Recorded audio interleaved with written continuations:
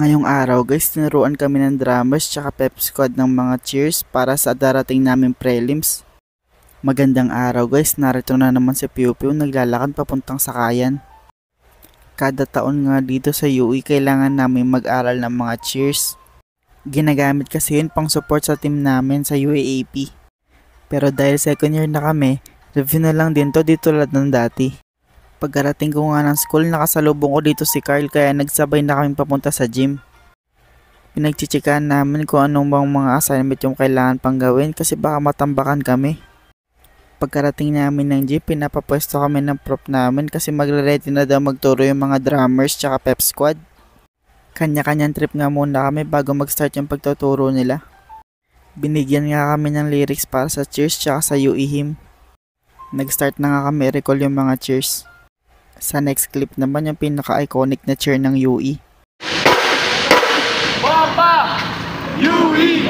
Ima Kalima!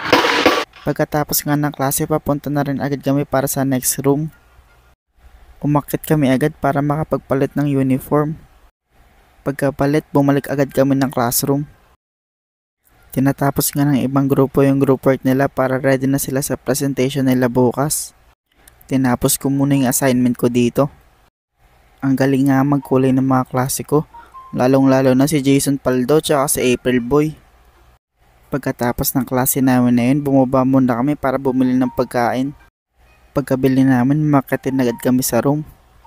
Pinagpapatuloy para ng mga klase ko yung mga plates namin. Ito naman yung sa grupo namin, medyo patapos na kasi nasimulan na namin noong Thursday. Ito nga si April Boy na problema kasi nawawala yung mechanical pencil niya. Hinihintay na nga lang naman yung prof namin sa last subject. Wala kasi yung nakaraang subject kasi may meeting daw yung mga prof. Di ko in-expect na may plate kami dito. Kulang tuloy yung dala kong gamit. At dahil doon late na naman kaming uuwi ngayong araw. Tapos 7 AM na naman kami kinabukasan. Pero okay lang yun dahil sama-sama naman kami naghihirap. De joke lang. Pag-alis nga namin ng school bigla pang umambon. Kaya naghintay na lang kami ng jeep. Pagkababa nga naghiwa-hiwalay na kami. Magkakaiba kasi kami ng ruta. Nakasakay din agad ako ng jeep, tsaka onti lang yung traffic kapag gantong oras. Bago nga pala mag-end tong vlog na to guys, shoutout nga pala kay Ate Jane, maraming salamat po sa panonood. Hanggang dito na lang guys, mapapagalitan na naman ako ni Mama. Piu Piu out! Piu Piu!